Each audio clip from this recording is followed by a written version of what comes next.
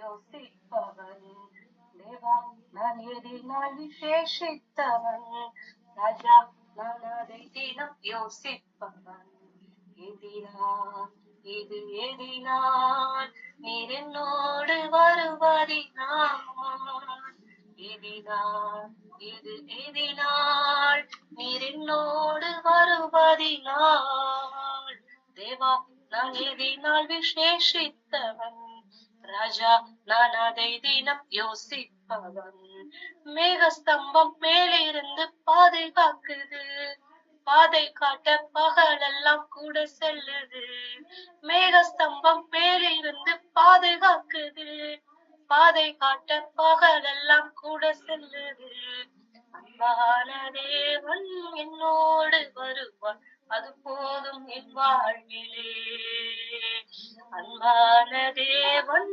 என்னோடு வருவார் அது போதும் என் வாழ்விலே தேவா நான் எதினால் விசேஷித்தவன் ராஜா நான் அதை தினம் யோசிப்பவள் தேவா நான் எதினால் விசேஷித்தவன் தேவா நான் ராஜா நான் அதை தினம் யோசிப்பவன் தாகம் கொண்ட தேவ ஜனம் பானம் பார்க்குது ஆவல் கொண்ட கண்மலையும் கூட செல்லுது தாகம் கொண்ட தேவ ஜனம் பானம் பார்க்குது ஆவல் கொண்ட கண்மலையும் கூட செல்லுது என் ஏக்கமெல்லாம் என் தேவன் தீர்ப்பார் சந்தோஷம் நான் காணுவேன் என் ஏக்கமெல்லாம் என் தேவன் தீர்ப்பார் சந்தோஷம் நான் காணுவேன் தேவா நான் எதினால் விசேஷித்தவன் ராஜா நான் அதை தினம் யோசிப்பவன் வாழ்க்கையிலே கசப்புக்கள் கலந்திட்டாலும் பாசமுள்ள ஒரு மரம் கூட வருது வாழ்க்கையிலே கசப்புக்கள் கலந்திட்டாலும் பாசமுள்ள ஒரு மரம் கூட வருது மாறாவின் நீரை தேனாக மாற்றும் என் நேசர் என்னோடுண்டு மாறாவின் நீரை தேனாக மாற்றும் என் நேசர் என்னோடுண்டு தேவா நான் எதினால் விசேஷித்தவன் ராஜா நான் அதை தினம் யோசிப்பவன் தேவா நான் எதினால் விசேஷித்தவன் ராஜா நான் அதை தினம் யோசிப்பவன் பகல் சென்று அந்த காரம் சூழ்ந்து கொண்டது பரிசுத்தமான அக்னி ஸ்தம்பம் செல்லுது பகல் சென்று அந்த காரம் சூழ்ந்து கொண்டது பரிசுத்தமான அக்னி ஸ்தம்பம் செல்லுது ஆஹா என் தேவன் தந்தாரே நல்ல மங்காத அபிஷேகமே ஆஹா என் தேவன் தந்தாரே நல்ல மங்காத அபிஷேகமே தேவா நான் எதினால் விசேஷித்தவன் ராஜா நான் அதை தினம் யோசிப்பவன் தேவா நான் எதினால் விசேஷித்தவன் ராஜா நான் அதை தினம் யோசிப்பவன் எதினால் இது எதினால் நீர் என்னோடு வருவதினால் எதினால் இது எதினால் நீர் என்னோடு வருவதினால் தேவா நான் எதினால் விசேஷித்தவன் ராஜா நான் அதை தினம் யோசிப்பவன் தேவா நான் எதினால் விசேஷித்தவன் ராஜா நான் அதை தினம் யோசிப்பவன் எதினால் நீர் என்னோடு வருவதினால் எதினால் நீர் என்னோடு வருவதினால் ஆமென். Thank you Jesus, thank you Jesus, hallelujah, hallelujah. ஸ்தோத்திரம் ஸ்தோத்திரம் ஸ்தோத்திரம் ஸ்தோத்திரம் சுத்தம் விரும்பும் சுத்த ஜோதியே விரும்பா சுத்தம் யாவும் போக்குமே சுத்தம் விரும்பும் சுத்த ஜோதியே விரும்பா சுத்தம் யாவும் போக்குமே பாவி நீச பாவி நானையா தேவா இரக்கம் செய்ய மாட்டீரோ? துணை வேண்டும் தகப்பனே உலகிலே, என்னை எதிர்க்கும் சக்திகள் பல உண்டே. துணை வேண்டும் தகப்பனே உலகிலே, என்னை எதிர்க்கும் சக்திகள் பல உண்டே. என் ஜீவ எல்லை எங்கிலும் பரிசுத்தம் என எழுதும்.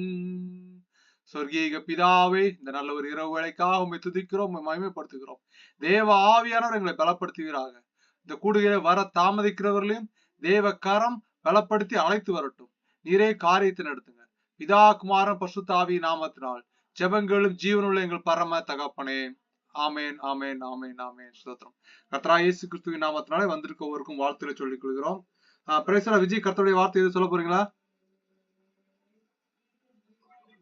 அடுத்த வாரம் நான் வார்த்தை சொல்ல வேண்டாம், ஒரு ஜெபம் வேணா பண்ணிக்கலாம். ஓகே, பிரேயர் பண்ணு. மகா பரிசுத்தம் உள்ள நல்ல தகப்பனே, இந்த இரவு வேலைக்காக உமக்கு நன்றி செலுத்துகிறோம். இந்த மாலை வேலைக்காக உடைய நாமத்தை நாங்கள் ஸ்தோத்தரிக்க கற்றுக்கொண்ட கிருபைக்காக நான் நன்றி செலுத்துகிறேன். அப்பா, அதிக காரியங்களை கர்த்தர்களுக்கு கற்றுக் கொடுங்க.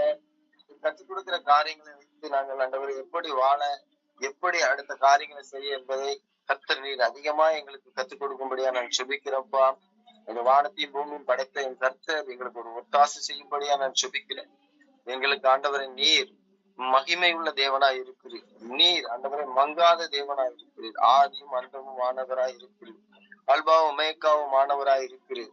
யோசனைகளை பெரியவரே உமக்கு நன்றி நான் செலுத்துகிறோம்ப்பா.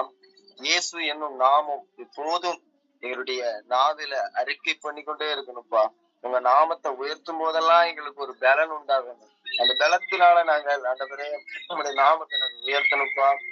துதி கன மகிமை அவங்க செலுத்திக்கிட்டே இருக்கணும். நாம் உண்மை அறிக்கைகள் எடுத்துக்கிட்டே இருக்கணும்ப்பா. ஆவியானவரே உங்களுடைய நாமம் மகிமைப்படுவதாக. ஆவியானவரே உடைய நாமம் மகிமைப்படுவதாக. பரிசுத்தரே உடைய நாமம் மகிமைப்படுவதாக. வல்லமையுள்ள தேவனே உடைய நாமம் மகிமைப்படுவதாக. ராஜாதி ராஜாவே உடைய நாமம் மகிமைப்படுவதாக. ஆண்டவரே உடைய வார்த்தைகளை கொடுக்கும் போது தேவன் நீர் எங்களை முற்றிலுமாக மாம்சத்துல மறைத்து ஆண்டவரே ஆவில வெளிப்படுத்தும்படியா நான் செபிக்கிறோம்ப்பா. ஒவ்வொரு தடையும் ஆண்டவரே மீட்டிங்க கர்த்தர் நீர் நடத்துங்க. ஆண்டவரே அநேகருக்கு ஆண்டவரே பிரயோஜனமாக இந்த பிரேயர் ஆண்டவரே இருக்கும் கர்த்தர் கிருபை பண்ணும்படியா நான் செபிக்கிறேன்ப்பா. ஆவியானவரே நான் செபித்து ஒப்பு கொடுக்கிறேன். பரிசுத்தம் உள்ள தகப்பனே நான் செபிக்கிறோம்ப்பா. எல்லாவற்றையும் உண்டாக்கினவரே, காற்றையும் கடலையும் அதட்டினவரே ஸ்தோத்தரிக்கிறோம்ப்பா. ஆண்டவரே எப்போதும் ஆண்டவரே உங்களுடைய நினைவா இருக்க கர்த்தர் கிருபை செய்யுங்க. ஆண்டவரே எங்க சிந்தை எப்போதும் உங்களுடைய நினைவா இருக்கட்டும். எங்களை பலப்படுத்துங்கப்பா. ஆவியானவரே வருகிற ஒவ்வொரு காலங்களையும் கர்த்தாவே நாங்கள் பிந்தினவைகள் நினைக்காதபடி, பூர்வ காலத்தை சிந்திக்காதபடி ஆண்டவரே நீர் செய்வீர் என்பதை நாங்கள் உணர்ந்து நடக்க கர்த்தர் கிருபை செய்யுங்க. இன்னைக்கு ஒரு சாட்சி நான் சொல்லிக்கிறேன். கர்த்தருடைய நாமத்துக்கு ஸ்தோத்திரம் உண்டாவதாக. அநேக நாள் பிரயாசம் என்னுடைய மனைவி கேட்டு எழுதிக்கிட்டு இருந்தாங்க. இன்றைய காலையில அது பாஸ் என்று வந்திருக்குது. அது கர்த்தருக்கு நான் ஸ்தோத்திரிக்கிறேன். கர்த்தருடைய மகிமை எனக்கு வந்த வாக்கு தத்தங்கள் அப்படியா இருந்தது. அது வாக்கு தத்தத்தை சுதந்திரத்துக்குள்ள கர்த்தர் கிருபை பாராட்டினார். அநேக தரம் பெரியமா சொல்லிக்கிட்டே இருப்பாங்க, 7 வருஷம் படையெடுத்தாங்க அப்படின்னு சொல்லி ஒருத்தரை குறிச்சு. அப்படியே அது ஒரு வகையில இருந்தாலும் கர்த்தருடைய நாமத்துக்காக நாங்க அவரே நம்பி இருந்தோம். முழுமையா என்னுடைய வீட்டுல அவ நம்பி இருந்தா. நான் போனா டெட்டு தான் எழுத, நான் படிச்சதுலதான் போவேன் அப்படின்னு இருந்தா. இன்னைக்கு மார்க் 91 மார்க் எடுத்து பாஸ் ஆயிருக்கா. கர்த்தருக்கு நான் நன்றி சொல்லி துதிக்கிறேன். அவர் இல்லாட்ட ஒன்றுமே இல்லை. இன்னும் அடுத்த காரியங்களை கர்த்தர் எங்களுக்கு நேர்த்தியா செய்யும்படியா நான் ஜெபிக்கிறேன். இந்த பிரேயரோடு ஆண்டவரே அந்த காரியத்திற்காகவும் ஜெபிக்கவும் நான் ஆண்டவரே கர்த்தருடைய நாமத்தை ஸ்தோத்தரிக்கிறப்பா. எனக்காக ஜெபிக்க சகோதரன் ஆண்டவரே அநேக இன்னும் நடக்க போற காரியங்களுக்காக ஜெபித்துக் கொள்ளணும். அநேக காரியங்களை கர்த்தர் கற்றுக் கொடுங்க. ஆவியானவர் தாமே எங்களை புடம்பிட்டு காத்து கொள்ளும்படியா நான் ஜெபிக்கிறப்பா. எங்களுடைய சத்தத்தை விண்ணப்பத்தை கேட்ட என் தேவன் ஆவியானவரே ஸ்தோத்தரிக்கிறப்பா. உங்க மகிமை என்றைக்கும் எங்களால விளங்கப்படணும். ஆண்டவரே நீங்க சொன்னீங்க, புது வருஷத்தை நன்மையினால் முடிசூட்டினி பாதை நெய்யாய் பொழிகின்றது என்று. அந்த வாக்குத்தத்தம் வந்தது. அந்த வாக்குத்தத்தத்தை நாங்கள் சுதந்திரித்துக் கொள்கிறோம். ஆண்டவரே சந்தோஷமும் மகிழ்ச்சியும் உனக்கு உண்டாகும் என்று இந்த புது வருஷத்துல கர்த்தர் எனக்கு வாக்கா கொடுத்தீங்க, எனக்கு தனிப்பட்ட வாக்குத்தத்தமா கொடுத்தீங்க. ஆண்டவரே உங்களுடைய நாம மகிமைப்படும்படியாய் அப்படி ஒரு வாழ்வு கர்த்தர் கொடுக்கும்படியா நான் ஜெபிக்கிறேன். பிள்ளைகளை நான் ஒப்பு கொடுத்து ஜெபிக்கிறப்போ ஒவ்வொரு பிள்ளைகளும் உண்மை நோக்கி நிற்கிற பிள்ளைகள் ஒரு காரியங்களும் அவர்களுக்கு ஆண்டவரே அவருடைய காரியங்கள் தடைபடாதபடிக்கு கர்த்தர் புடமிட்டு காக்கும்படியா ஜெபிக்கிற உண்மையா உண்மை நோக்கி கூப்பிடுகிற யாவருக்கும் நீர் சமீபமாய் இருக்கிறீர் அப்பா. அதை உணர்ந்து கொள்ளும்படியா நான் ஜெபிக்கிறேன். ஆண்டவரே தோல்விகள் துவண்டு போகும்போதெல்லாம் என் கர்த்தர் என்னோடு கூட இருக்கிறார். அவர் நிச்சயமாக அவர் நமக்கு ஒரு நாள் அவருடைய கிருபை நமக்கு இறங்கும். அவரை நம்மளை சுற்றி பாதுகாத்துக் கொள்வார். நமக்கான காரியத்தை அவர் நடப்பிப்பார் என்கிற ஒரு நம்பிக்கை விசுவாசத்துல நம்ம நிற்போம்ப்பா. அவர் கண்டிப்பா ஒரு காரியத்தை கண்டிப்பா அவர் நமக்கு ஒரு வெற்றியை கொடுப்பார். நாங்கள் விசுவாசித்தோம், ஒரு வெற்றியை கொடுத்திருக்கிறார். கர்த்தருடைய நாமத்துக்கு மகிமை உண்டாகட்டும். இந்த பிரேயர்ல அதை சொல்றேன். கர்த்தருடைய நாமம் மகிமைப்படுவதாக, இயேசு கிறிஸ்துவின் நாமம் மகிமைப்படுவதாக. முழுமையா அவரை நம்பி இருந்தோம். கர்த்தர் எங்களுக்கு ஒரு வெற்றியை கற்றுக் கொடுத்திருந்தாங்க. இதன் மூலமா அடுத்த கட்ட நடவடிக்கை கர்த்தர் தாமே இன்னும் இதுல உள்ள போவதுக்கு ஸ்கூல் கிடைக்கிறதுக்கு அடுத்து ஒரு எக்ஸாம் சொல்றாங்க. அந்த எக்ஸாம்ல வெற்றி பெற கர்த்தர் கிருபை செய்யுங்க.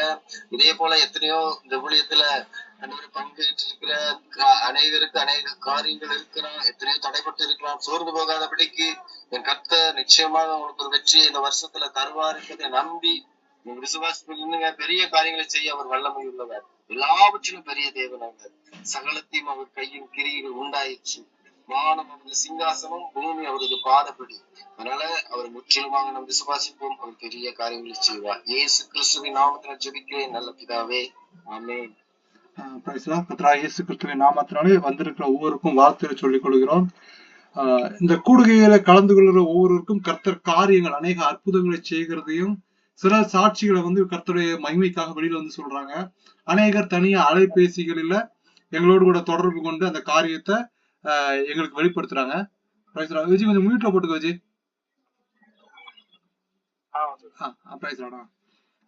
இன்றைக்கு காலையிலையும் கர்த்தர் சில சாட்சிகளை எங்களோடு கூட பகிர்ந்து கொள்ள செய்தார். அந்த குடும்பங்களுக்காக நாங்கள் நன்றி செலுத்துகிறோம். காலங்கள் வரும்போது அவர்களே அந்த சாட்சிகளை உங்களுக்கு நேர்ல அந்த சாட்சிகளை பகிர்ந்து கொள்வாங்க. கர்த்தர் எதை செய்ய நினைத்தாலும் அது தடைபடாது என்பதை நாமல் அறிந்திருக்கிறோம் என்று வசனம் சொல்லுது.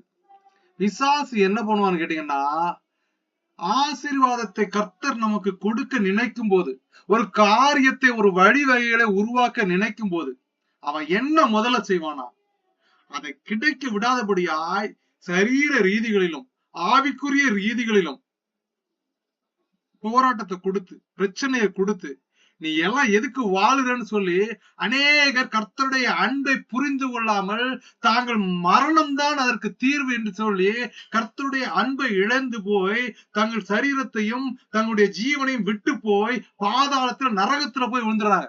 ஆனால் கர்த்தராகிய இயேசு கிறிஸ்து என்ன சொல்கிறாருன்னா, ரோமருக்கு எழுதின புஸ்தகம், இந்த வார்த்தையை சொல்றதுக்கு முன்னாடி சில வாக்கியங்களை நான் பகிர்ந்து கொள்வது நல்லா இருக்கும்னு நினைக்கிறேன். ஏன்னு கேட்டீங்க அப்படின்னா, நம்ம எதற்காக இயேசுவை நாடுறோம், எதற்காக கர்த்தரை பற்றி கொள்கிறோம். ஸ்தோத்திரம். சகோதரர் போன வாரத்துல மீட்டிங் சொல்லும் போது கூட கர்த்தர் வெளிப்பட்டு சொன்னாரு, நீ செய், நீ கர்த்தருக்காக எதையாகிலும் செய். பிரதர் ரெஸ்டரும் வந்திருக்காங்க, இவரும் கர்த்தருடைய வார்த்தையை கொடுத்தார். கர்த்தருடைய வார்த்தையை நாம் கொடுக்கும் போது என்ன நடக்குன்னா, நிறைய பேர் என்ன சொல்றாங்கன்னா, நீங்க கர்த்தருக்காக ஊழியம் பண்ணீங்க, என்ன பண்ணிடுவீங்க, நீங்க ஆசீர்வாதம் ஆயிருவீங்க, நீங்க செல்வ செழிப்பாயிருவீங்க, நீங்க அப்படி ஆயிருவீங்க இப்படி ஆயிரும் சொல்றாங்க. ஆனா கர்த்தருக்கு உண்மையாய், நல்ல வாசம் நோட் பண்ணுங்க, those who are working with honest, நேர்மையாய் கர்த்தருக்காக கர்த்தருடைய வார்த்தையை சொல்லுகிறவர்களை பிசாசு என்ன பண்ணும்னா அந்த குடும்பத்தை வேதனைக்குள்ளாய் கொண்டு போகும், அந்த குடும்பத்துல பிரச்சனையை கொண்டு வரும், அந்த குடும்பத்தை என்ன பண்ணும்னா நெருக்கும். ஏன்னா அவர்கள் என்ன பண்றாங்கன்னு கேட்டீங்கன்னா, அவர்கள் பரலோகத்துக்கு போகிற வழியை, தேவ பிதாவை, பிதாவின் குமாரனாகிய மேசியாவை, இரட்சகரை அவர்கள் உண்மையும் உத்தமமாய் உலகத்திற்கு சொல்லும்படியாய் உலக ரீதிகளில, உலக விஷயத்துல, உலக காரியங்கள்ல கட்டப்பட்டு அது கிடைக்கல இது கிடைக்கல, எனக்கு அப்படி ஆயிடுச்சு இப்படி ஆயிடுச்சு புலம்பி தவிச்சு நிம்மதியை இழந்து அவர்கள் தங்கள் அழிவை நாடி தேடி ஓடுகிறவர்களை தேவன் அன்புக்கு நேராய் நடத்த முயற்சிக்கிறவர்களை பிசாசு என்ன பண்ணுவான்னா அடிப்பான். ஸ்தோத்திரம். கடந்த வாரம் பிரதர் விஜய் மெசேஜ் கொடுத்தாங்க. அவர்கள் குடும்பத்தில் நடந்தது காரியங்களையும் கர்த்தர் முன்னதாகவே எச்சரித்திருந்தார், அது சம்பவிச்சது. ஆனால் என் பிள்ளைகளை தொடுகிறவனை நான் அப்படியே விடுவதில்லை, அதற்கான ஆசீர்வாதத்தை நான் கொடுப்பேன். நீ அவர்களை தொட நினைத்தாய், அவர்களை அழிக்க நினைத்தாய், அவர்களை நான் எழுந்து நிமிர்க்க செய்து சாட்சியாக உயர்த்துவேன் என்பதற்கு ஒரு ஆதாரமா தான் கர்த்தர் இப்பொழுது அவர் மூலமா அந்த சாட்சியை சொல்லியிருக்கிறார். இதே மாதிரி பிரதர் ரெஸ்டாரண்ட் வந்து அவர் குடும்ப காரியத்துல வார்த்தையை சொன்னதுக்கு அப்புறம் போராட்டம், நிலைச்சு நிடிக்க முடியல. நம்ம எதுக்காக இந்த வார்த்தையை சொன்னோம்? சகோதரரே, ஒன்று நினைத்துக் கொள்ளுங்கள், இக்காலத்து பாடுகள் இனிமேல் வரும் மகிமைக்கு ஒப்பா இருக்கிறது. ஸ்தோத்திரம், ஸ்தோத்திரம். இந்த வார்த்தையை கொடுக்கிறதுக்கு முன்னாடி இந்த வசனத்தை நான் இந்த வாரங்கள் ஃபுல்லா தியானிச்சிருக்கல. கர்த்தர் அநேக வார்த்தைகள் இந்த ஆவியை குறித்து என்னோடு பேசும்படியா இடைப்பட்டார். என்ன நடந்ததுன்னு கேட்டீங்கன்னா, நேற்று நைட்டுல இருந்து என்னை மீறின ஒரு போராட்டம், என்னை மீறின உலக ரீதிகளான ஒரு விஷயங்கள், அது என்னை ஆட்கொண்டது. அப்பதான் கர்த்தர் பவுல்கிட்ட சொல்லுவாரு. பவுல் வந்து கர்த்தரை ஜெபிக்கும் போது, நான் இந்த தவறை செய்கிறேன், என்னை மீறி நான் இடைபடுகிறேன், என்னை மீறி இந்த செல்ல நான் பார்த்துட்டு இருக்கேன். அது தவறான படம் கிடையாது, உலகத்துல எல்லாரும் பாக்குறதானே. ஒரு சினிமா படம் பாக்குறது தப்பு இல்லைன்னு பிசாசு ஜட்ஜ்மெண்ட் கொடுத்த வேலையில என் தாய் என்னோடு கூட பேசியது, தூர வச்சுட்டு தூங்கு. ஸ்தோத்திரம். தேவ பிள்ளைகளை நடத்தும்படியாய் ஆவியானவர் தக்க வழிகள்ல கர்த்தா கொண்டு போய் நிறுத்துவார். வார்த்தையை கொடுக்க விடாதபடியாய் அடிச்சு போட்ட மாணிக்கான ஒரு வேதனை, சரீர ரீதிகள்ல அப்படி ஒரு வலி. ஆனா இந்த சரீரம் அழிஞ்சு போயிருங்க, இந்த சரீரம் மண்ணுக்குள்ள போயிரும். நம்ம எதற்காக கர்த்தருடைய அன்பை பிரஸ்தாவப்படுத்துறோம், எதற்காக சொல்ல வாரன்னு கேட்டீங்கன்னா, இதிலும் மேலானவர்களை நித்திய வாழ்வுன்னு ஒண்ணு இருக்கு. கண்ணை மூடி முழிக்கிறதுக்குள்ள மனுஷன் வாழ்க்கை முடிஞ்சு போயிரும். இந்த கொடுத்த ஆவி தேவன்கிட்ட போடுறதுக்கான ஒரு வழிகளைத்தான் நம்ம இங்க பாத்துட்டு இருக்கோம். அநேக சாட்சிகள் உண்டு. ஸ்தோத்திரம். இப்ப நம்ம அதெல்லாம் சொல்லிட்டு இருந்தா நமக்கு நேரங்கள் பத்தாது. கர்த்தராகிய இயேசு கிறிஸ்து நாமத்தினாலே நம்ம கொஞ்சம் துரிதமா இன்னைக்குள்ள வார்த்தைகளை தியானிக்கிறது நல்லதா இருக்கும். அந்தபடி திரும்பவும் பயப்படுகிறதுக்கு நீங்கள் அடிமைத்தனத்தின் ஆவியை பெறாமல், இந்த அடிமைத்தனத்தின் ஆவி எங்க இருந்ததுன்னா பிசாசின் ஆவி. தேவனை அறியாமல் மரித்து போன மனுஷனுடைய ஆவி என்ன பண்ணுது? இந்த உலகத்துல சுற்றி திரிந்துகிட்டு இருக்கு. இந்த ஆவி என்ன பண்ணுதுன்னா மனுஷன் அடிக்கடி வந்து பயம் காட்டுறது, மனுஷன் இருதயத்துக்குள்ள பூந்து அவனுக்குள்ள ஒரு குழப்பத்தை உண்டாக்குது. அவனுக்குள்ள போய் என்ன பண்ண, உனக்கு ஒண்ணு இல்ல பாத்தியா, நீ ஒண்ணு இல்ல பாத்தியா, உனக்கு அது நடக்காது, உனக்கு இது நடக்காது, நீ இப்படி ஆயிருவா, நீ அப்படி ஆயிருவான்னு சொல்லிட்டு உலக கவலைகளையும் உலக சிந்தனைகளையும் உலக காரியங்களையும் அவனை அமிழ்த்தி பொருளாதார இச்சைகளினாலும் பிசாசின் இச்சைகளினாலும் வெச்சார இச்சைகளினாலும் பதவி மோக இச்சைகளினாலும் அவனை அழித்து வாழ்க்கைய வாழும் காலத்தை தேவ சமாதானத்தோடு வாழ விடாதபடியாய் அழிவுக்கு நேராய் கொண்டு போறது அந்த அடிமைத்தனத்தின் ஆவி. இங்க சொல்றாரு பவுல் சொல்கிறார், ரோமருக்கு எழுதின புஸ்தகம் 8ஆம் அதிகாரம் 15ஆம் வசனத்துல, அந்தபடி திரும்பவும் பயப்படுகிறதற்கு. இந்த ப்ரீவியஸ் இயர்ஸ், இந்த கடந்த காலங்கள்ல கடந்த நேரங்கள்ல நீ பயப்பட்ட, நீ கலங்குன, நீ ஏங்குன, நீ திகஞ்ச, என் காரியம் என்ன ஆகும், என் வாழ்க்கை என்ன ஆகும், என் வேலை என்ன ஆகும், நான் இப்படியே ஓட வேண்டுமா, என் குடும்பம் இப்படியே ஆகணுமா, நான் இதே நிலைமையில இருப்பேன்னா, குறிப்பிட்ட காலம் வரும், குறிப்பிட்ட நேரம் வரும், பாபிலோனை விட்டு எழும்பி நீ இஸ்ரவேலுக்கு போகும்படியா கர்த்தர் சொல்கிறார். நீ இருக்கிற இடத்தை விட்டு எழுப்பி உன் காரியத்தை நான் வேறு இடத்துல கட்டி உன் குடும்பம் முழுவதுமே நான் பெயர்த்து எடுத்து வேறு இடத்துல நாட்டப்பட்டவனா அத்தி மரத்தை போல ஒளிவை மரத்தை போல நீங்கள் கனி கொடுக்கிறவர்களா மாறப்போகிறேன். தரிசனத்தை கர்த்தர் வாக்குத்தத்தமாய் சத்தியமாய் நிச்சயமாய் இதோ மெய்யாய் சொல்கிறார். தேவன் உனக்காய் இடைப்பட்டு வருகிறார். யாருக்கும் தெரியல, புலம்புற, பயப்படுற, என்ன ஆகும், எப்படி போகும்னு கர்த்தர் சொல்கிறார். நீங்க அடிமைத்தனத்தின் ஆவியை பெறவில்லை, அப்பா பிதாவே என்று கூப்பிடப்படுகிற புத்திர சுவிகாரத்தின் ஆவியை பெற்றீர்கள். புத்திர சுவிகாரத்தின் ஆவின்னா, ஒரு குழந்தை இருக்குன்னா அந்த குழந்தை என்ன பண்ணா தன் தகப்பனிடத்துல போய் அப்பா எனக்கு கொடுங்கன்னு தானம் கேட்காது, பிச்சை கேட்காது. அது என்ன பண்ணுனா உரிமையா கேட்கும். புத்திர சுகாரத்தின் ஆவியை நீங்கள் பெற்றீர்கள். எதை நீங்கள் விரும்பி அதிகாரத்தோடு கேட்கிறீர்களோ அதை அப்படியே கர்த்தர் வழங்க போகிறேன் என்கிற ஒரு வாக்குத்தத்தத்தை கர்த்தர் தருகிறார். பழைய ஏற்பாட்டத்தின் காலத்துல அநேக ஆவிகள் எழும்புச்சு. நெகேமியாவுக்கு எழுதின புஸ்தகத்துல நீங்க வாசிச்சு பாத்தீங்கன்னா அவர்கள் சிறைப்பட்டு போய் அந்த நெகேமியா ஒரு பான பாத்திரக்காரனா ராஜாவுக்கு திராட்சரசம் கொடுக்கிறவனா இருந்த சூழ்நிலையில அவன் முகம் வேறுபட்டதை பார்த்து ராஜா கேட்கிறா, இது உன் சரீர ரீதிகள்ல நோயினால வந்த பிரச்சனை கிடையாது, இது என்னன்னா உன் இருதயத்துல இருக்கிற மன குழப்பத்தினால உன் ஆவியின் சோர்வினால் வந்த ஒரு போராட்டமா இருக்குன்னு சொல்லும் போதே அவன் சொல்றான், என் எருசலேம் இப்படி நாங்க வாழ்ந்த இடங்கள் கட்டப்பட்டு அழிக்கப்பட்டிருக்கு, இடிக்கப்பட்டு எரிக்கப்பட்டிருக்கு, அதை நான் கட்டி எழுப்பணும்னு ராஜாவிட்ட அனுமதியை வாங்கி கொண்டு அவன் போகிறான். அப்போ சன்பல்லாத்துக்களும் தொபியாவும் அரேபியனாகிய கேசியாவும் எழும்பி என்ன பண்றாங்கன்னா அவனை கெட்ட விடாதபடியாய் அந்த எருசலேமை கட்டி நிறுத்த விடாதபடியாய் அவனுக்கு ரீதியில எதிரிகளை உண்டாக்கி போராட்டங்களை கொடுத்து ஒரு உபசேரங்களை கொடுத்து நீ எப்படி முன்னேறுவா, உனக்கு எப்படி இது நடக்கும், இது நீங்க கெட்டுனாலும் ஒரு நரி ஏறி போச்சுன்னா உடைஞ்சு விழுந்துருன்னு தூசரமான வார்த்தைகளை சொல்லக்கூடிய அந்த ஆவிகள் இன்றும் கிரியை செய்து கொண்டு இருக்கிறது. தேவ பிள்ளைகளே, உன்னை பலப்படுத்த விடாமல், உன்னை ஆவி ரீதிகள்ல ஜெபிக்க விடாம, வேதத்தை வாசிக்க விடாம, நீ கர்த்தரை பற்ற விடாதபடியாய் உன்னை பின்னில போராட்டத்தை கொடுத்து அழுத்தி சிந்தனைக்குள்ளதாய் ஆவியில உணர முடிகிறது. உன் சிந்தனைக்குள்ளதாக எரிகிற ஒரு எரிச்சலின் கிரியைகளை இயேசுவின் நாமத்தாலே கட்டி அப்புறப்படுத்தி ஜெபிக்கிறேன். இப்பொழுது வெளியே போ பிசாசே. தேவ பிள்ளைகளோடு கூட நீ குழப்புகிறதற்கு உனக்கு அதிகாரம் கிடையாது. ஹல்லேலூயா, ஸ்தோத்திரம். எசேபேலின் ஆவி என்ன பண்ணுச்சுன்னா, எசேபேல் என்ன பண்ணா ராஜாவுடைய மனைவி. அந்த ராஜா என்ன பண்ணான்னு கேட்டீங்கன்னா ஒரு திராட்சை தோட்டத்தின் மேல ஆசை கொண்டு, அவனுக்கு நிறைய திராட்சை தோட்டத்தில் இருக்கு, இருந்தாலும் கொஞ்ச நிலம் அவன் வச்சிருக்கலாம், அந்த கொஞ்ச நிலத்து மேல போய் ஆசைப்பட்டு அந்த நிலத்தின் உரிமையாளனை கூப்பிட்டு அந்த நிலத்தை எனக்கு தா, உனக்கு எவ்வளவு பணம் வேணாம் தானு ராஜா கேக்குறான். அவன் சொல்றான், இது என்னுடைய பூர்வீக சொத்து, என் தாத்தாவின் தாத்தா காலத்துல இருந்து கொள்ளுப்பாட்டன் காலத்துல இருந்து நாங்கள் பரம்பரையாய் வைத்துக் கொண்டிருக்கிற ஒரு சொத்து ராஜா, இதை நான் தர முடியாது, இது எனக்காய் பாத்திக்கப்பட்டதுன்னு அவன் கொடுக்க மாட்டேன்னு வந்த உடனே அவனுடைய மனைவியாக அந்த ராஜாத்தியாக எசேபேல் என்ன பண்றான்னா, யோ நீர் எதற்கு பயந்துட்டு இருக்கிறீ, அவனை கொண்டு போட்டு அந்த சொத்தை எடுத்துக்கோருங்கிறான். அவன் அந்த மனைவியுடைய ஆலோசனையை கேட்டு என்ன பண்றான்னா கொண்டு போட்டு சொத்தை எடுத்துக்கிறான். நடந்தது என்ன தெரியுமா, கர்த்தர் அவனுடைய ராஜ்யத்தை பிடுங்கி போட்டார். எசேபேலை கீழே விழ வச்சு அவனுடைய அந்த ராஜாத்தி செத்து போயிட்டானா அவருடைய அடக்க ஆராதனை அவ்வளவு பிரம்மாண்டமா இருக்கும். ஆனால் இவருடைய அடக்க ஆராதனையோ அவருடைய ரத்தத்தை நாய்கள் தின்னு போட்டுச்சு, அவருடைய சதைகள் எல்லாமே என்ன பண்ணுச்சுன்னா நாய்கள் பீறி போட்டுச்சு. ஸ்தோத்திரம். எத்தகைய ஆவிகளை பெற்றிருக்கிறார்கள். பழைய ஏற்பாட்டுல அவ்வளவு ஆவிகளுடைய போராட்டங்கள். தானியேல் ஜெபித்துக் கொண்டிருக்கிற வேளையில கட்டளை வெளிப்பட்டுச்சு.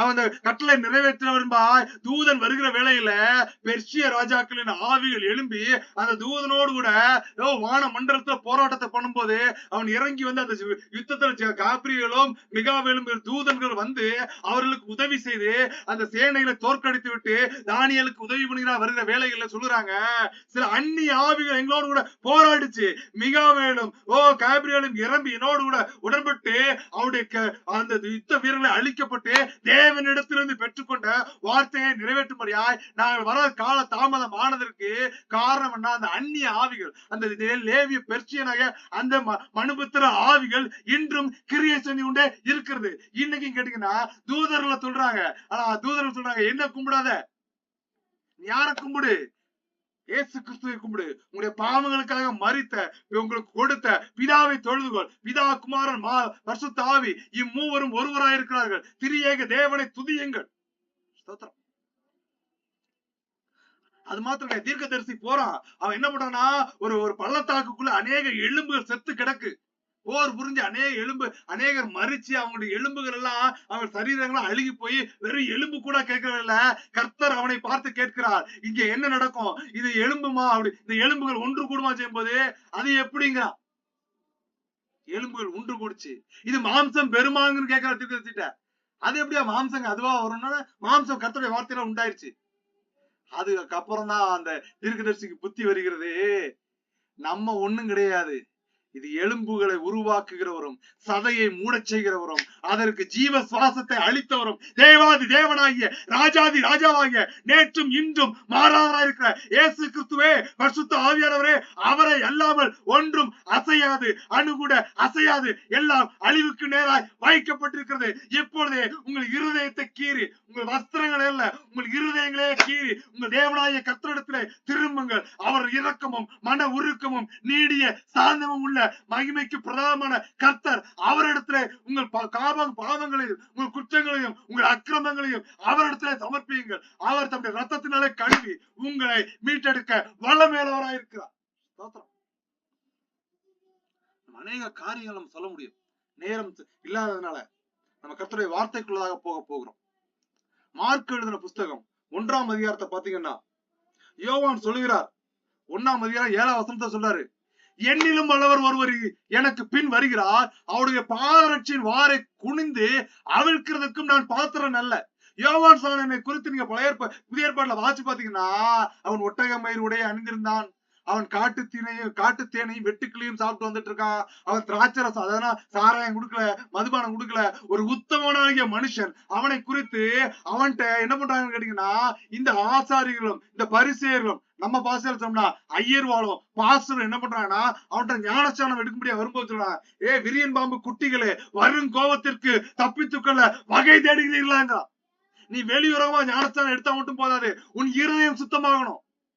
நீ பாரம்பரியத்தை கடைவிட்டா மட்டும் போதாது, கர்த்தர் விரும்புகிற ஒரு கர்த்தர் எதிர்பார்க்கிற கர்த்தர் நடக்கிற அவரை பற்றி கொள்கிற வேதத்தை தியானிக்கிறதும் அனுதின ஜெபத்திலும் உன்னை புதிதாக்கி கொண்டே இரு. கத்தியை ஷார்ப் பண்ணிட்டே இருக்கணுங்க. கத்தி என்ன பண்ணணும், நீங்க அடிக்கடி அந்த தீட்டுனாதான் அது ஷார்ப்பா இருக்கும். கொஞ்சம் பிரஷரை கொடுத்தா போதும், பொருளை என்ன பண்ணுவோம், ஈஸியா துண்டா வெட்டிடும்.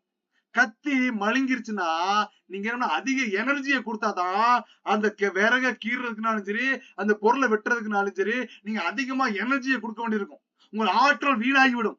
தேவ சந்நிதியில உட்கார்ந்து வேதத்தை வாசிச்சு அவர்கிட்ட நீ அழுதுட்டு வெளியில போனா உன் காரியம் உனக்கு நன்மையாய் முடியும் என்பதை கர்த்தர் சொல்லுகிறார். யோவான் சொல்றான், அவ்வளவு உத்தமமா வாசிக்க உத்தமம் உண்மையுமா ஜீவிச்ச மனுஷன் சொல்றான், அவருடைய பாதரட்சியின் வார அவுக்கிறதுக்கு நான் பாத்திரம் இல்லைங்கிறான். அவன் திரும்பியும் சாட்சி சொல்றான். மார்க் எழுதின புஸ்தகம் 1ஆம் அதிகாரம் 8ஆம் வசனம் சொல்லுது, நான் ஜலத்தினாலே உங்களுக்கு ஞானஸ்தானம் கொடுத்தேன், நான் வெறும் தண்ணியை வச்சு உங்களுக்கு கல்வி அனுப்புறேன். அவரோ யாரு, இயேசு கிறிஸ்துவோ பரிசுத்த ஆவியினாலும் உங்களுக்கு ஞானஸ்தானம் கொடுப்பார் என்று பிரசங்கித்தார். நம்ம கடந்த வாரங்களுக்கு செகண்ட் கம்பிங்க பார்த்தா அதுக்கு முந்தின வாரத்துல பரிசுத்த ஆவியாகிய தேற்றலாளர் என்னும் ஆவி அவர் உங்களுக்கு விட்டு விட்டு போகிறார் என்று பார்த்தோம். மார்க் 1:10 சொல்லுது, இயேசு கிறிஸ்துவர் ஞானஸ்தானம் எடுத்துட்டு கரை ஏறின உடனே அவர் மேல வானத்திலிருந்து தேவ ஆவியானவர் புறாவை போல் இறங்குகிறதை கண்டார். யார் கண்டார்? இயேசு கிறிஸ்துவும் காண்கிறார். யோவானுக்கு ஒரு அடையாளம் கொடுக்கப்பட்டுச்சு. என்ன அடையாளம்னா, யார் ஒன்ற ஞானஸ்தானம் எடுத்துட்டு கரை ஏறும்போது தேவ ஆவியானவர் பரிசுத்த ஆவியானவர் புறாவை போல அவர் மேல் இறங்குறதை காண்பாயோ, அவரே மேசியா, அவரே ரட்சகர், அவரே உலகத்தின் ஜனங்களின் பாவங்களை நீக்கி சுத்திகரிக்க அடிக்கப்படும்படியாக கொடுக்கப்பட்ட மெய்யான ஆட்டுக்குட்டின்னு அந்த யோவானுக்கு தரிசனங்களும் வாக்கு தத்தமும் கொடுக்கப்பட்டுச்சு. அவன் இயேசு கிறிஸ்துவான ஞானஸ்தானம் கரையில ஏறி கொடுத்துட்டு ஏறி வரும்போது அவன் அதை கண்டான். இவரே மெய்யான தேவன், இவரை பற்றி கொள்ளுங்கள்னு அவர்கிட்ட சொல்றான். நீர் நான் உங்கள்கிட்ட ஞானஸ்தானம் எடுக்கணும் இருக்க வேண்டியிருக்க, நீர் என்கிட்ட கெடுக்கிறீர, இது சரியில்லையே, நீர் எவ்வளவு பெரிய பரிசுத்த, நீ தேவனுடைய குமாரன், உமனை என்னை கண்கள் கண்டுச்சுனே அவன் மகிழ்ச்சி பெருக குதிக்கும் போது சொல்றாரு, இதெல்லாம் நடக்கணும்னு தீர்க்க தரிசனம் மூலமா எழுதப்பட்டிருக்குது. இதை நடக்கிறதுக்கு நீ இப்பொழுது இடங்கொடுன்னு அவனுக்கு கட்டளை கொடுக்கிறார் யோவான் ஸ்நானனுக்கு.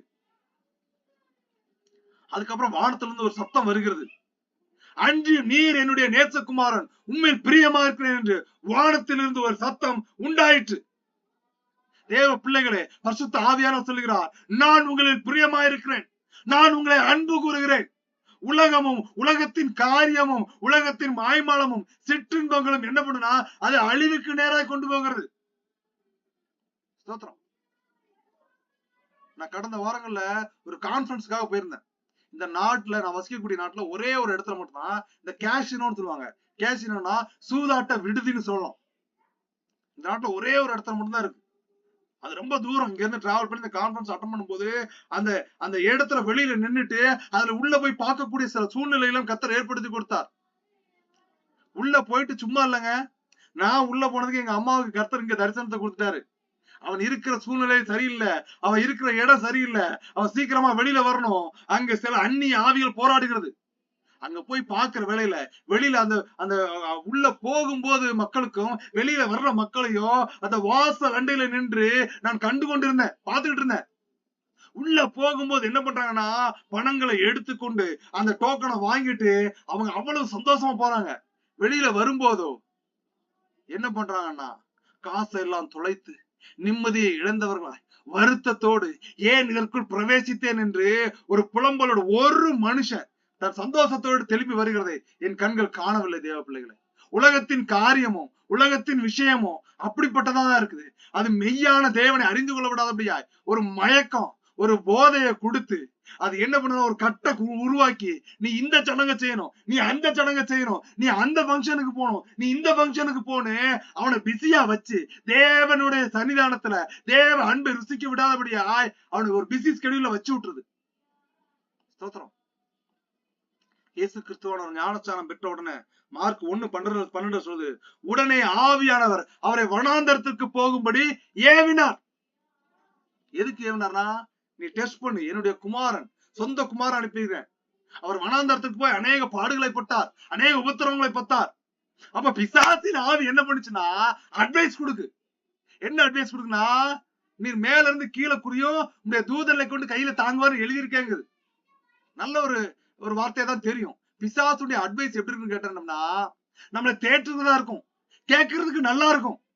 ஆனா முடிவோ எட்டியை போல கசப்பும் விரியனை போல அது விஷம் கொட்டுகிறதாயும் மரண ரீதிகளை நடத்ததா இருக்கும். ஸ்தோத்திரம். இன்னைக்கு நிறைய பேர் என்ன பண்றாங்கன்னா வேதத்தை வாசிக்கிறாங்க, ஜெபிக்கிறாங்க, எல்லாம் செய்யறாங்க. ஆனாலும் என்னன்னா உலக ரீதிகளில ஒண்ணு இல்லைங்க, நீங்க இந்த சின்ன விஷயத்தை செஞ்சுட்டீங்கன்னா என்ன ஆகும், உங்களுக்கு சரியாயிரும். உடனே அதை நாடி தேடி ஓடிடுறாங்க, எல்லாமே செய்யறாங்க. கணவனுக்கு சாப்பாட்டுல என்ன பண்றாங்கன்னா அவர்களுடைய கண்ட்ரோல்ல இருக்கணும்னு சொல்லிட்டு எசேபேலின் ஆவியை பெற்ற அந்நிய ஆவியில அலைஞ்சு திரிகிற தாயினுடைய போதனையில விழுந்து போய் கணவனுடைய அன்பை ருசிபார விடாதபடியா, தேவ அன்புக்குள்ள வரவிடாதபடியா சாப்பாட்டுல கலந்து கொடுக்குறா. ஸ்தோத்திரம். எதுக்கா? தான் கண்ட்ரோல்ல இருக்கணுமா. கர்த்தர் என்ன பண்ணுவார் தெரியுமா, கர்த்தருடைய பிள்ளைகளை டக்குன்னு தூக்கிட்டு போயிருவாரு. அவர்கள் இன்னைக்கு மறிச்சா நீ நாளைக்கு தேவனுடைய மடியில இருப்பாங்க. நீ எவ்வளவு நாளைக்கு சாப்பாட்டுல கலந்து கொடுத்துட்டு இருப்பா, டக்குன்னு செத்து போயிட்டான். செத்ததுக்கு சரி இப்ப நான் தான் செத்து போயிட்டேன், எனக்கு ஊட்ட முடியுமா? ஸ்தோத்திரம். விட்டு வெளியில வந்துரு. எசேபேலின் ஆவிகளோடு கூட திரிகிற ஸ்திரியா இல்லாம இப்பொழுதே உன் முழங்காலை முடக்கு, தேவ சந்நிதிக்கு நேரா உன் இருதயத்தை திருப்பு. இதை விட்டுட்டு அட்வைஸ் கேட்கறது நல்லாதான் இருக்குன்னா அட்டி நிச்சயம். உன் குடும்பத்துல உள்ள அட்டி, உன் குடும்பத்துல ஒருத்தருடைய மரணத்தை கர்த்தர் நிகழ்த்துகிறத உன் கண்கள் காணும். கர்த்தர் யாருக்கும் சொல்றாரு, தெளிவா சொல்றாரு, கண்ட்ரோல்ல வைக்க நினைக்காத. தேவ பிள்ளைகளை தேவ சந்நிதிக்கு வர முடியாதபடியா நீ கண்ட்ரோல்ல வச்சன்னா மரணம் உன் குடும்பத்துல அடுத்தடுத்தா சம்பவிக்கும். இது உனக்கு சாட்சியா எச்சரிப்பா சொல்றாரு. இப்பொழுதே திருந்து. மார்க் 1:13 சொல்றார், அவர் வனாந்தரத்திலே 40 நாள் இருந்து சாத்தானால் சோதிக்கப்பட்டு அங்கு காட்டு மிருகங்களின் நடுவிலே சஞ்சரித்துக் கொண்டிருந்தார். தேவ தூதர்கள் அவருக்கு ஊழியம் செய்தார்கள். இயேசு கிறிஸ்துவும் பாடுபட்டாருங்க.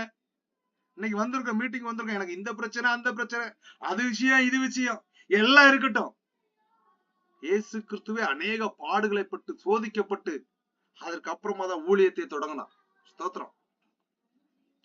அந்த பாடுகள்லாம் முடிஞ்சதுக்கு அப்புறமா மார்க் 1:21 சொல்றாரு, அவர் வேத பாரகரை போல் போதியாமல். இன்னைக்கு என்னன்னா பாஸ்டர் மாதிரி கர்த்தர் உங்களை ஆசீர்வதிப்பார், உங்கள் குடும்பத்துல இதை கொடுத்துருவார், அதெல்லாம் தேவையே கிடையாது. அதெல்லாம் ஒரு மண்ணு கிடையாது. அதெல்லாம் தேவை என்று உங்கள் பரமபிதா அறிந்திருக்கிறார், ஏற்ற வேளையில அதை கொடுத்து கொண்டே இருக்கிறார். அப்ப நம்ம எதற்காக ஜெபிக்கணும், எதற்காக தேவ சந்நிதியில வரணும், எதற்காக கர்த்தருடைய வார்த்தையை கேட்கணும்? நான் மட்டும் சந்தோஷமா இருந்தா போதாதுங்க, என்னை சுத்தி இருக்கவங்களும் சந்தோஷமா இருக்கணும். அவர்களும் இயேசுடைய அன்பை ருசித்துக் கொள்ளணும். அவர்களும் இயேசுடைய காரியத்தை அனுமதிக்கணும். இயேசுவை தங்களுடைய சுவிசேஷத்தினால் மாத்திரமல்ல, தங்கள் வாழ்க்கையிலும் தங்கள் இருதயத்துக்குள்ளாம் வச்சுக்கொண்டு நான் பெற்ற சந்தோஷத்தை பெற வேண்டும் என்பதற்காகவே நாங்கள் சுவிசேஷத்தை அறிவிக்கிறோம். ஸ்தோத்திரம். வந்துற ஒருத்தருக்கு உள்ள ஒரு ஓட்டம், மனசுக்குள்ள ஒரு சிந்தனையின் ஓட்டம் ஓடிக்கிட்டு இருக்கு. கர்த்தர் சொல்லுகிறார், அவருக்கு என்னப்பா, வெளிநாட்டுல இருக்கிறார், தேவ பிள்ளைய, தேவ மனுஷா. ஸ்தோத்திரம். நான் இதை கர்த்தருக்கு சாட்சியா சொல்றேன். எனக்கும் கடன்கள் உண்டு. நானும் பேங்க்ல என்ன சொல்லிட்டு இருக்கேன், இன்ட்ரெஸ்ட் கட்டிட்டு தான் இருக்கேன். ஆனால் எனக்கு ஒரு நிச்சயம் உண்டு, என் பரம தகப்பன் என்னை கைவிடுகிறதே இல்லை. ஏற்ற வேளையிலே கர்த்தர் சகலத்தையும் நன்மைக்கு ஏதுவாய் திருப்புவார் என்கிற விசுவாசத்தோடு ஓடிட்டு இருக்கேன். விசுவாசம் என்பதோ நம்பப்படுகிற உறுதியும் காணப்படாதவர்களின் நிச்சயமா இருக்கிறது. நீங்க விசுவாசியா நீங்களும் பெற்றுக்கொள்ளாங்க. வெளி உலகத்துல இருந்து பாக்குற ஒவ்வொருத்தரும் நல்லா இருக்கிற மாதிரி தோணும்.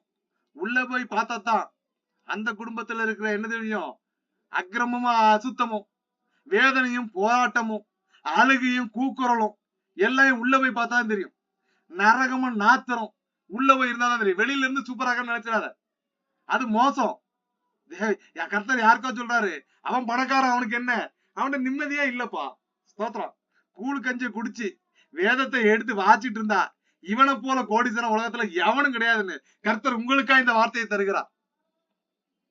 மார்க் 1:24 அவர் வேத பாரகரை போல் போதியாமல் அதிகாரம் உடையவராய் அவர்களுக்கு போதித்தபடினால் அவருடைய போதகத்தை குறித்து ஜனங்கள் ஆச்சரியப்பட்டார்கள். இன்னைக்கு தேவ வார்த்தை எப்படி இருக்கணும், பலிபீடத்திலிருந்து வர்ற வார்த்தை எப்படி இருக்குன்னா அதிகாரத்துவமா இருக்கணும். பாவத்தை குறித்தும் நீதியை குறித்தும் கண்டித்து உணர்த்துகிறதா, அக்கிரமத்தை குறித்தும் விபச்சாரத்தை குறித்தும் வேசித்தனத்தை குறித்தும் பொருளாதாரத்தை குறித்தும் உலக கட்டுப்பாடுகளை குறித்தும் மாம்ச ரீதிகளை குறித்தும் எச்சரிப்பதா இருக்க வேணும். அதை விட்டுட்டு உலக மனுஷனுக்கு ஜீஞ்சா அடிச்சனா காசு கிடைக்கும், பரலோகத்துக்கு போக முடியாது. ஸ்தோத்திரம். மார்க் 1:23 சொல்றாரு, அவருடைய ஜெப ஆலயத்திலே அசுத்த ஆவியில ஒரு மனுஷன் இருந்தான். கொஞ்சம் இந்த வார்த்தையில நீங்க நோட் பண்ணுங்க. மார்க் 1:23 நீங்க கையில வேத பைத்தா எடுத்துக்கொள்ளுங்க. அவர்களுடைய யாருடைய, அந்த எருசலேமில் இருக்கிற அந்த பட்டணத்துல இருக்கிற அவர் கலிலேயா தேசத்துல சுவிசேஷத்தை சொல்லிட்டு இருக்கிற இடத்துல அந்த தேவ ஆலயத்துக்குள்ள, வெளியில கிடையாதுங்க, அவருடைய ஜெப ஆலயத்திலே அசுத்த ஆவியில ஒரு மனுஷன் இருந்தான். நல்லா யோசிச்சு பாருங்க. யோபுக்கு பிரச்சனை கொடுக்கும் போது பிசாசு என்ன பண்றான்னா தேவ தூதர்களுக்குள்ள போய் நிக்கிறான். அப்ப கர்த்தர் சொல்கிறார், என் தாசனாகிய யோபுவின் மேல் கண் வைத்தாயோ, உத்தமனும் சன்மார்க்கனும் நீதிமானுமாகிய அவனை போல் ஒருவனும் இல்லை என்று பிதாவே சாட்சி கொடுக்கிற வேலையில அவன் கர்த்தர்ட்ட டெஸ்ட் கொடுக்குறாங்க. அவன் சும்மாவா உங்களுக்கு சாட்சி கொடுத்தான், சும்மாவா மேல நம்பிக்கை வச்சான். அவனுக்கு பொண்டாடி கொடுத்தீர், புள்ள கொடுத்தீர், ஸ்தோத்திரம், அவனுக்கு சொத்து கொடுத்தீர், அவனுக்கு கஷ்டமே இல்ல, அவன் செழிப்பா இருக்கான், அதனாலதான் அவன் நம்பிக்கிட்டு இருக்காங்க. ஜெப ஆலயத்திலே அசுத்தாவியில ஒரு மனுஷன் இருந்தான். பிசாசு என்ன பண்ணுதான், ஜெப ஆலயத்துக்கு உள்ளே வருதான். நம்ம ஜெபிக்கல, நம்ம முழங்கால போடல, நம்ம வேதத்தை வாசிக்கல, நம்ம கண்ணீரை கர்த்தர்ட்ட ஊத்தலன்னா ஆலயத்துக்குள்ள போற பிசாசு வீட்டுக்குள்ள வர்றதுக்கு எவ்வளவு செகண்ட் ஆகும். ஸ்தோத்திரம். தேவ மனுஷா, வார்த்தையில கேட்டுக்கொண்டிருக்கிற தேவ பிள்ளைகளே, உங்கள் கண்ணீரையும் உங்கள் அழுகையும் தேவன்ட்ட ஊற்றுங்க. அப்படி இல்லைன்னா அடிக்கடி கர்த்தர் சொல்றாரு, வந்திருக்க மீட்டிங்ல வந்திருக்க யாருக்கோ சொல்றாரு, வெளியில பார்க்கும்போது குடும்பத்தை பத்தி ஒண்ணு வெளியில தெரியல. ஸ்தோத்திரம். கர்த்தர் ஸ்பெசிபிக்கா சொல்றாரு, நான் பேரை சொல்ல மாட்டேன். அது என்ன ஆகும்னா, அது மத்தவங்களுக்கு, இதை கேட்கிறவர்களுக்கு அவர்களை குறித்து நையாண்டித்தனம் பண்ற மாதிரி ஆயிரும். ஒன்று செய், உன் மனைவியின் சுவாபமும் அடிக்கடியா சீருகிற, எப்படி சீர்றாளாம் மனைவி, ஸ்தோத்திரம், விரியன் பாம்பை போல் சீருகிறாளாம். ஸ்தோத்திரம். காரணமே இல்ல, என்ன காரணம்னே தெரியல, கடிச்சு கொதறதா. வெளியில பார்க்கும் போதெல்லாம் நல்ல புண்டாட்டி மாதிரி, வீட்டுக்குள்ள போனா என்னது விஷம் கொக்குது. ஸ்தோத்திரம். ஒன்று செய், தேவ சந்நிதியத்துல வா, உன் இருதய சமாதானத்தை அவர் கொடுப்பார். தேவ அன்பு, ஓ ஸ்தோத்திரம், பூரண அன்பு, ஓ ஹல்லேலூயா, பயத்தை புறம்ப தள்ளும். உன் இருதயத்துல மாத்திரம் இல்ல, உன் குடும்ப ரீதிகளிலும் அது வெளியில விரட்டும்னு கர்த்தர் உனக்காய் ஸ்பெசிபிக்கா சொல்றாரு. பிதாவே ரத்தத்தை தெளிக்கிறேன். தேவ ஆவியானவருடைய கரம் இந்த குடும்பத்தின் மீது இறங்கும்படியா கட்டளை கொடுத்து செபிக்கிறேன் தகப்பனே. ஓ ரிகானா சந்த ரீபா பாபா, ஓ வல்லமை உள்ளவர், மகிமையான காரியத்தை செய்வீராக தகப்பனே. இதோ உனக்காய் வார்த்தை வருகிறது. ஓ உனக்காய் இடைப்பட்ட தேவனுடைய அன்பு உன் முயற்சியில நீ முயற்சி பண்ணி அதை தூக்க முடியாதபடியாய் அந்த பொருளாதார ரீதிகளிலும் அந்த கடத்தை அடைக்க முடியல, நான் செட்டில்மெண்ட்ல செய்யணும், என் அப்பாவுக்கு அதை கொடுக்கணும்னு நீ முயற்சி பண்ணி அநேக நாட்களாய் ஓடி அதை நகட்ட முடியாதபடியா ஒரு இன்ச்சு தான் நகட்டி இருக்கிற. ஆனாலும் உன் தகப்பன் உன்மேல் பாசம் இல்லாததை குறித்து நீ ஏங்குகிறாய். எனக்கு எதுக்கு இப்படின்னு நீ புலம்புறா. கர்த்தர் சொல்லுகிறார், உலக தகப்பன் அப்படித்தான் இருப்பான். பரம தகப்பன் உன்னோடு கூட இருந்தா பொருளாதார ரீதிகளில மாத்திரம் கிடையாது, உன் சந்ததியும் நான் தளர்க்க செய்வேன். வழி இல்ல, வாசல் இல்ல, இடுப்பு பகுதியில வேதனையோடு இருக்கிற உன் மனைவி ரீதிகளில் ஒரு விடுதலையை நான் கொடுத்து, கர்த்தருடைய வார்த்தை இடைபெட்டு வந்து கொண்டிருக்கிற வார்த்தை அவருக்கு தெளிவாய் தெரியும். உன் தகப்பனுடைய பணத்தை நான் உன்னை கொண்டு முழுவதுமாய் திரும்ப செலுத்தி எடுத்து, ஓ ஹல்லேலூயா ஹல்லேலூயா ஹல்லேலூயா ஹல்லேலூயா. நூலை நிறுக்கிற மாணிக்கு உங்க அப்பன் நிறுத்து பாப்பான். ஸ்தோத்திரம். மாமா தான் எனக்கு.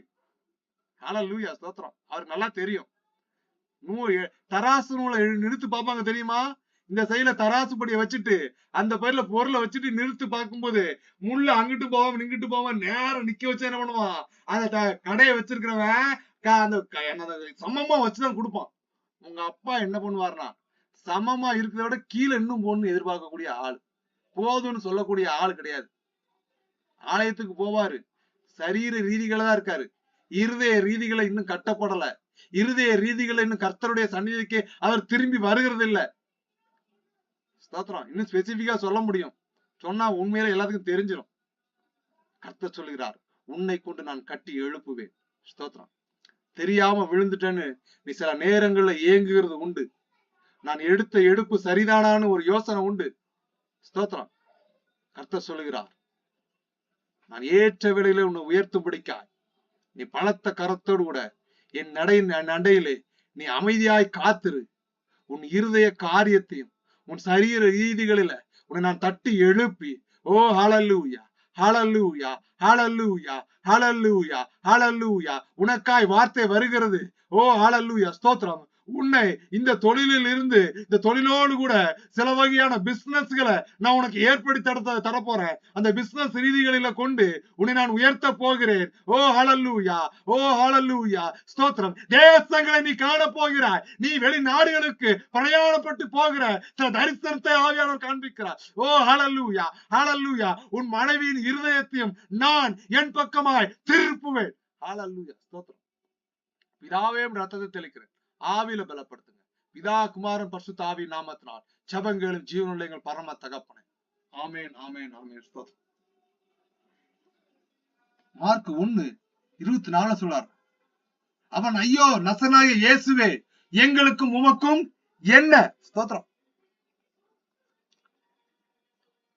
அந்த ஆலயத்துல இருக்கிற பிசாசை பார்த்த உடனே, இயேசுவை பார்த்த உடனே அந்த பிசாசு சொல்லுது, நசனாகிய இயேசுவே உமக்கு எனக்கு என்ன, எங்களை கெடுக்கிறதுக்கா இங்க வந்தீரு, உண்மை இன்னார் என்று அறிவேன், நீ தேவனுடைய பரிசுத்தர் என்று சத்தமிட்டான். பிசாசு என்ன பண்ணுதுன்னா தேவனை பார்த்தோட சத்தம் போட ஆரம்பிச்சிருது.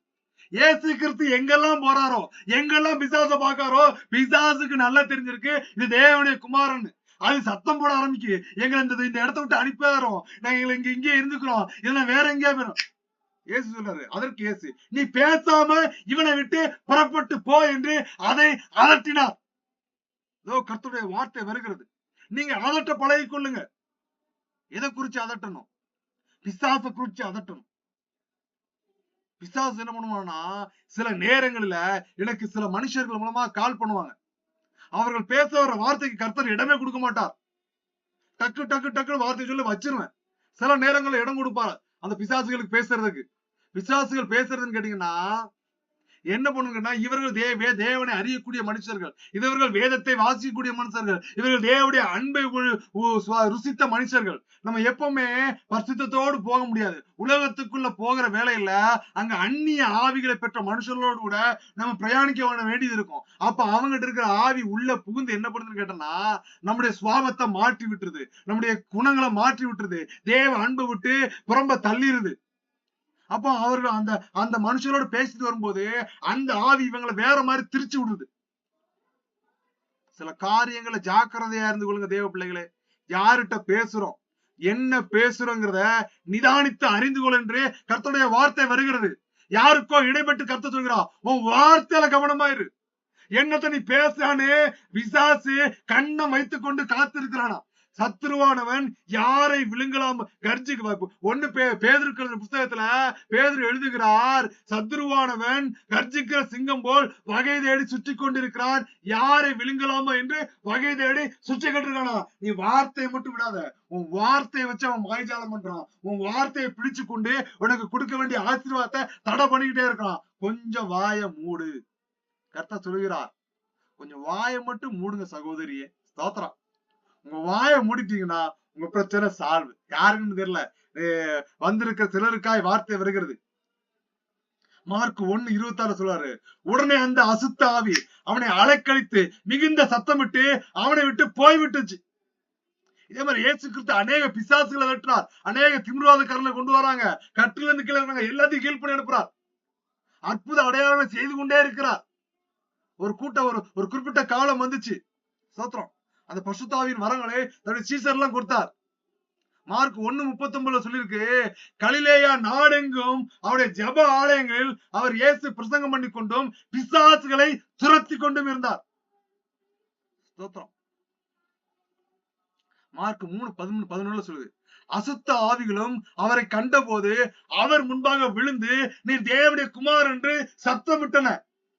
ஆனா இங்கிலீஷ் ரொம்ப தெளிவா போட்டிருக்கு, fell down before him and cried saying, thou art the son of God. தேவ குமாரனுக்கு முன்பாக பிசாசு என்ன பண்ணுதுன்னா, அழுது கொண்டு சத்தமிட்டு நீ தேவ குமாரன்னு புலம்புச்சான். தேவ பிள்ளைகளே, அவர் மரித்து உயிரோடு எழுந்து பரலோகத்துக்கு எடுக்கப்பட்ட சூழ்நிலையில அவர் நம்மளை பார்த்து சொல்லிட்டு போன ஒரு வார்த்தை என்னன்னா, இதோ தேற்றரவாளனாகிய பரிசுத்த ஆவியை உங்களுக்கு விட்டு விட்டு போகிறேன். அந்த தேற்றரவாளனாகிய பரிசுத்த ஆவியானவர் கஷ்டத்திலும் நஷ்டத்திலும் உபத்திரவத்திலும் வேதனையிலும் அழுகிற சூழ்நிலையில, ஓ ஹல்லேலூயா ஹல்லேலூயா ஹல்லேலூயா ஹல்லேலூயா ஹல்லேலூயா ஹல்லேலூயா, ஓர் சமாதானத்தின் தேவன் உங்களோடு கூட இடைவிட்டு வரும்படியா, ஓ ரிகானா சந்த ரீபா பாபா, ஓ ஹல்லேலூயா ஹல்லேலூயா. யோ என்னால முடியல, இந்த பாரம் என்னால முடியல, இந்த பாரத்தை நான் எப்பொழுது இறக்கி வைப்பேன், என் குடும்ப பாரம் என்னை மிகவும் அழுத்துகிறதே, இதிலிருந்து யார் என்னை விடுதலை ஆக்குவார், யார் என் பாரத்தை சுமப்பார், நான் நம்பினவர்களும் என் நம்பிக்கையை இப்படி உழைத்து போட்டார்களே என்று துக்கத்தோடு இருக்கிற சகோதரனே சகோதரியே, கர்த்தருடைய வார்த்தை சொல்கிறது, உங்கள் பலங்களும் உங்கள் பாரங்களும் உங்கள் சுமைகளும் லகுவாய் போகிற காலங்கள் இப்பொழுதே வருகிறது, இப்பொழுதே இடைப்பட்டு வருகிறது. உங்களை நான் விடுதலை ஆக்க போகிறேன். உங்கள் பாரங்களை என் மேல் வைத்து விடுங்கள். உன் இருதயமோ உன் சிந்தனையோ சமாதானத்தை இழந்து போய் ஒரு வெறுமையோடு வந்திருக்கிறாய். இதோ இந்த கூடுகை முடிந்து போகும்போது கர்த்தர் சொல்லுகிறார், என் தேற்றரவானாகிய பரிசுத்த ஆவி உன் இருதயத்திற்குள்ளதாக அனுப்பி உன் கரை திரைகளை மாற்றி உலக கவலைகளை உன் இருதயத்திலிருந்து இப்பொழுதே தேவ தூதன் இறங்கி உன் இருதயத்தை சுத்திகரிக்கிறதையும் உன் இருதய கரைகளை கழுவி எடுக்கிறதையும் உன் இருதயத்தை அவற்றை நீ ஒப்பு கொடுத்தபடியினால் அதை சோத்திரம் சதையினால் அல்ல, அவர் தன்னுடைய சொந்த ரத்தத்தினாலே கழுவுகிற ஒரு தரிசனத்தை காண்பிக்கிறார். கல்லான இருதயத்தை உன்னை விட்டு நான் எடுத்து போடுகிறேன், ஒரு சதையான இருதயத்தை உனக்குள்ளதாய் வைக்கிறேன். நீ விரும்புகிறது உனக்கு கைகூடி வருகிற ஆண்டா இது இருக்கும் என்பதை கர்த்தர் உறுதியாக சொல்லுகிறார். மார்க் 3:13-14 கர்த்தர் சொல்கிறார், அப்பொழுது அவர் 12 பேரை தெரிந்து கொண்டு அவர்கள் தம்மோட கூட இருக்கவும் பிரசங்கம் பண்ணும்படியாக தாம் அவர்களை அனுப்பவும் 15ஆம் வசனம் சொல்லுகிறது. மார்க் 3:15 வியாதிகளை குணமாக்கி பிசாசுகளை துரத்தும்படி அவர்கள் அதிகாரம் உடையவர்களாய் இருக்கவும் அவர்களை ஏற்படுத்தினார். இந்த சூழ்நிலை நீங்க பாத்தீங்க அப்படின்னா ஹல்லேலூயா.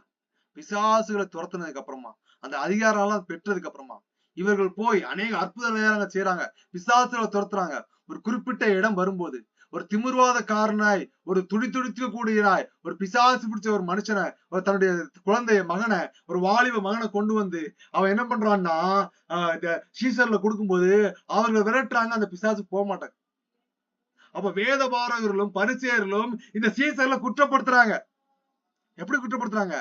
எப்ப எவ்வளவு பண்ணி இந்த பிசாசு துரத்த முடியல, நக்கல் பண்ண ஆரம்பிச்சிருச்சு அந்நிய ஆவிகள்.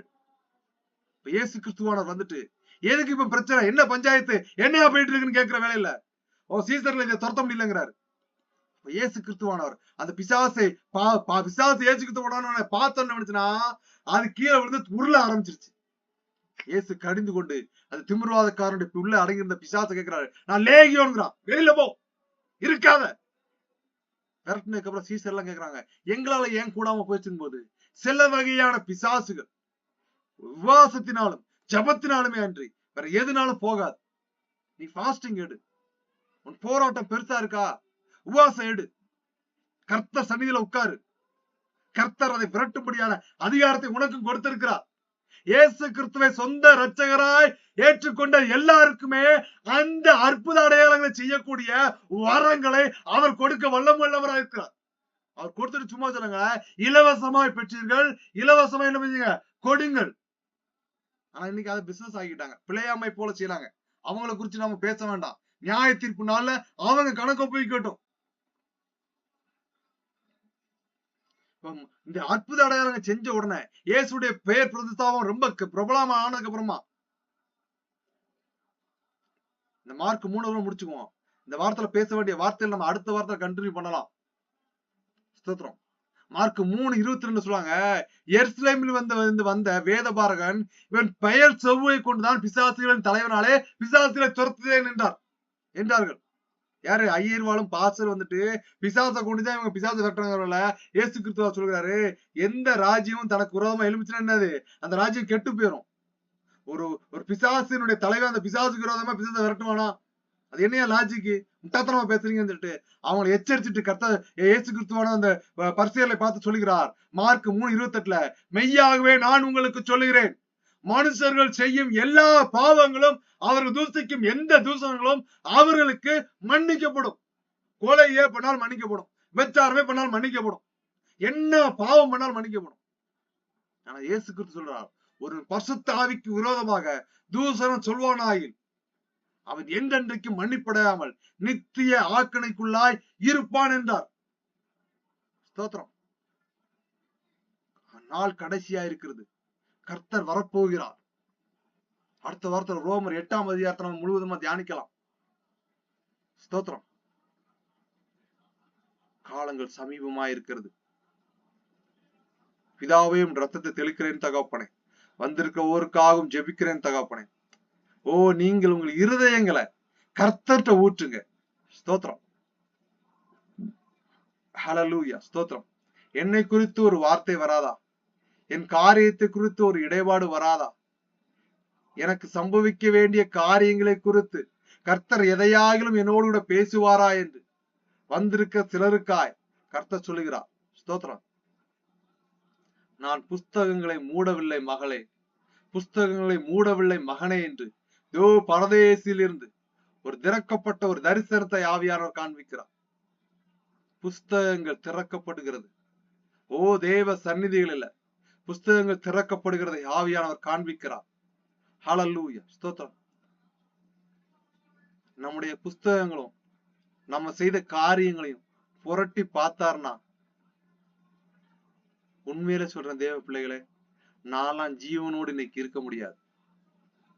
என் அக்கிரமம் பெரியது, என் அசுத்தம் பெரியது, என்னுடைய காரியம் என்னுடைய அந்தரங்கங்களும் பொறிக்கப்பட்ட காரியத்திலும் இருந்து கர்த்தர் அதை கிழித்து எரிந்து போட்டு என்னை பரிசுத்தப்படுத்தி இந்த சந்நிதிக்கு நேராய் சாட்சியுள்ள மகனாய் பரலோக ராஜ்யத்தின் திறவுகோலை உனக்கு தருவேன் என்று 2015ஆம் ஆண்டிலே கர்த்தர் என்னோடு கூட சொன்ன எனக்காய் கொடுக்கப்பட்ட வாக்கு தத்தத்தை ஹல்லேலூயா, சத்ருவானவன் அநேக ஆண்டுகளாய் அதற்குள் பிரவேசிக்க விடாதபடியாய் சங்ககார தூதனாய் அநேக நாட்கள் என்னை கட்டி வைத்ததுண்டு. அநேக நாட்கள் என்னை வேறு வழிகளை போக செய்து மரண ரீதிகளை அழிக்க போற சூழ்நிலையில இதோ கர்த்தருடைய வல்லமை எழும்பி அந்த சத்துருவை அழித்து இதோ உங்களுக்கு சாட்சியா என்னை நிறுத்தி இருக்கிற என் பரமபிதா சொல்லுகிறதாவது, நீ முந்தினவளை நினைக்க வேண்டாம், பூர்வமானவர்களை சிந்திக்க வேண்டாம். இதோ உனக்காய் உன்னோட போராடினவர்களை நான் நீதியிலிருந்து ஹல்லேலூயா அவரை நீக்கி எடுத்து போட்டு ஸ்தோத்திரம், நான் உனக்காய் காரியத்தை நடத்த போகிறேன். ஸ்தோத்திரம். கர்த்தர் சொல்கிறார் ஸ்தோத்திரம், நீ நெருக்கத்துக்குள்ளதா போயிட்டு இருக்கா, உன் பிரயாணம் எவ்வளவு தூரம் ஓடினாலும் எவ்வளவு முயற்சி பண்ணி பார்த்தாலும் அதுக்கு ஒரு சொல்யூஷனே கிடைக்கல. ஓடி ஓடி ஓடி ஓடி ஓடிக்கிட்டே இருக்கிற, still I did not get the end point. நான் கடைசியான ஒரு நிம்மதியான ஒரு இடத்துல நான் இன்னும் உட்கார்ல, இன்னும் அந்த நிலையை நான் அடையல. அதுக்கு நான் என்ன செய்யணும்? ஒன்று செய், தேவனிடத்துல திரும்பு. வசனம் சொல்லுது, தேவ பிள்ளையே, உன் வீட்டுக்குள்ள போய் உன் கதவை பூட்டி அந்த ரங்கத்தில் இருக்கிற உன் பிதாவை நோக்கி நீ அழுது ஜெபம் பண்ணு, அவர் வெளியரங்கமா உனக்கு பதில் தருவார். ஸ்தோத்திரம். ஒருத்தங்களுக்கு அற்புதம் நடந்துருச்சு, அதிசயம் நடந்துருச்சு, தேவைகள் சந்திக்கப்பட்டுச்சுன்னா அது சும்மா இல்லைங்க தேவ பிள்ளைகளே. ஸ்தோத்திரம். அதுக்கு அவங்க அந்த ரங்கத்துல கர்த்தர் சன்னிதியில உட்கார்ந்து அழுகுறாங்க. அதனால கர்த்தர் வெளியரங்கமா இதை செய்கிறார். ரகசியத்தை நான் உங்களுக்கு வெளிப்படுத்தி வைக்கிறேன். நீங்க எப்பவுமே உங்க அழுகையும் உங்க கண்ணீரையும் தேவ சந்நிதியில ஊற்றுங்க. அதுதான் என்ன பண்ணுன்னா உங்கள் பாரங்களை லகுவாக்கும். நீ ஓடிட்டு இருக்க ஓட்டத்துல அது எவ்வளவு தூரம் ஓடாலும் முடியாது. தேவ சமாதானம் உங்களை முழுவதுமாய் நிறைக்கும்படியா செபிக்கிறேன். பிதாவே வந்திருக்க ஓரும் ரத்தத்தை தெளிக்கிறேன் தகப்பனே, ஆவியில பலப்படுத்துங்க. பிதா குமாரன் பரிசுத்தாவி நாமத்தினால் ஜெபங்களும் எங்கள் ஜீவனுள்ள எங்கள் பரம தகப்பனே, ஆமேன். என் ஆத்மாவே கர்த்தரை ஸ்தோத்திரி, என் மூலமே பரிசுத்த நாமத்தை ஸ்தோத்திரி, என் ஆத்மாவே கர்த்தரை ஸ்தோத்திரி, கர்த்தர் செய்த சகல பாகங்களும் மறவாதே. ஆமேன் ஆமேன் ஆமேன் ஆமேன். கர்த்தராகிய இயேசு கிறிஸ்துவின் நாமத்தினாலே வந்திருக்க ஒவ்வொருக்கும் வாழ்த்துரை சொல்லிக் கொள்கிறோம். ஸ்தோத்திரம்.